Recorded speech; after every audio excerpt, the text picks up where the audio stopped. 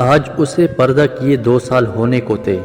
وہ خود کو آئینے میں دیکھ کر اپنی ماضی میں چلی گئی جب وہ پوری طرح تیار ہو کر کالج جایا کرتی تھی۔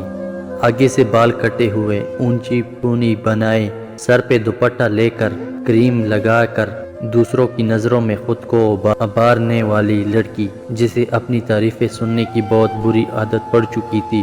وہ نادان یہ نہیں جانتی تھی کہ باقی سب کو تو وہ ان سب میں بہت پیاری لگتی ہے، لیکن جس رب سے وہ ہدایت مانگتی ہے اپنی دعاؤں میں، اسے تو اس کا یہ انداز پسند ہی نہیں۔ وقت گزرتا گیا اور وہ یونیورسٹی پڑھنے چلی گئی۔ تھوڑی سی تبدیلی آئی، لیکن اس کے رب نے اسے اس سے بھی بڑھ کر عطا کرنے کا سوچا ہوا تھا۔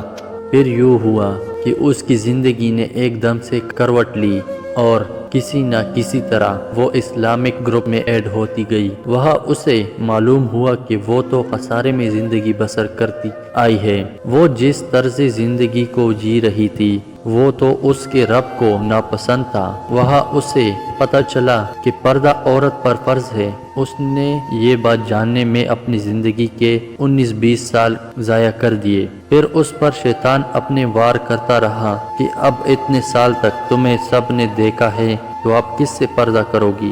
لیکن جسے اللہ تعالیٰ نے چن لیا ہو وہ پھر زمانے کی پرواہ نہیں کرتے۔ اس نے گھر والوں کو منایا اور پردہ شروع کر دیا، لیکن یہ سب اتنا آسان نہیں تھا۔ اپنے نفس کو ختم کرنا اور لوگوں کی باتیں برداشت کرنا۔ وہ لڑکی جو اونچی آواز تک سے کام جاتی تھی، وہ لوگوں کی بڑی بڑی باتوں کو ہنس کر ٹال دیتی، اور اگر شادی بیاہ میں کسی کی کوئی بات جو اس کے دل کو چیر دیتی، وہ یہ کہہ کر خود کو حوصلہ دیتی کہ دیکھو تم چاہے کسی کو بھی اچھی نہ لگو، لیکن اپنے رب کو تو سب سے پیاری تم ہی لگ رہی ہو نا۔ اور پھر سر اٹھا کر اپنے رب کا شکر ادا کرتی جس نے اسے ہدایت جیسی نعمت سے نوازنے کے ساتھ ہمت بھی عطا فرمائی۔